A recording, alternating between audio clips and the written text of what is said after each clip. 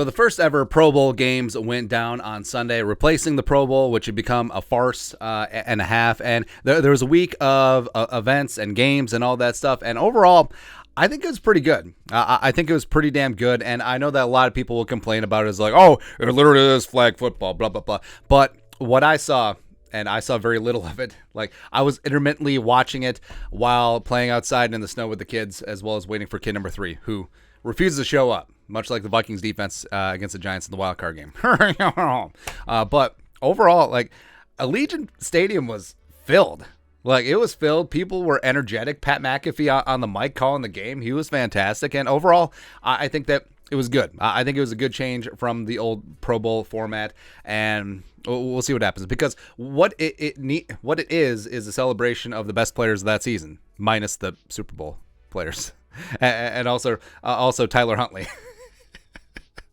and all that stuff, man. But I love that they didn't even have anyone compile the box scores because there's 3 separate games, but they're just like, whatever. NFC wins it at the end, led by Kirk Cousins, JEROME, Ezekiel Cousins, thrown for 150 yards. Remember, it was only how big was the field? 50? Doesn't matter. But Kirk threw for $150 and 3 touchdowns, as well as a handful of conversions, 1 to Justin friggin' Jefferson. And overall, it was a lot of fun. They got things done. Of course, Kirk Cousins is clutch when he knows that he can't get hit. So build this man into your offensive line, man. And also, I love at the end, Peyton Manning was arguing with the referees. Like, Peyton Manning was literally every parent who takes their kids' sports way too seriously, because he was complaining because Kirk Cousins took a knee to run out the clock, and there was a rule against quarterbacks can't run. So it's like, Dad, Peyton. But Hawkinson got in the mix, had a couple touchdowns, had a couple big time plays. They got Andrew DePaulo got involved in tic-tac-toe. It was a lot of fun. Justin Jefferson had some nice catches, as well as taught this kid the gritty on the sidelines, as well as had a wholesome moment with Kirk Cousins' kids. It was fantastic, man. So overall, I think that it was good.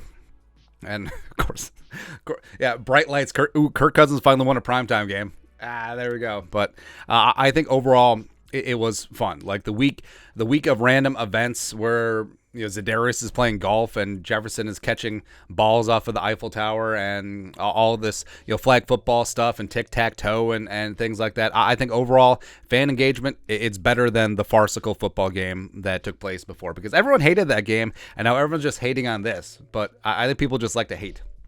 And here's what they should do. They should move this for the week after the Super Bowl so that all of the star players can participate. And overall, it was a competitive game. Like at the end of that third flag football game, you saw the competitive juices going. You can see why these guys are absolute competitive alphas. And plus, I mean, there's a $42,000 difference between winning and losing. So, I mean, 42 dimes is 42 dimes, man. Like, that's a necklace for Kirk. There you go. But overall, I think it was fun. Kind of neat that Kirk Cousins was a hero at the end, and also extremely funny to me. But your thoughts are thoughts. Vikings, Pro Bowl games, Kirk Cousins called games. I don't know. Whatever. Let us know your thoughts and our thoughts in the comment section below. Subscribe for daily Vikings takes. Want to support the work? Put a little something in the Venmo. But till next time, Skol, production value.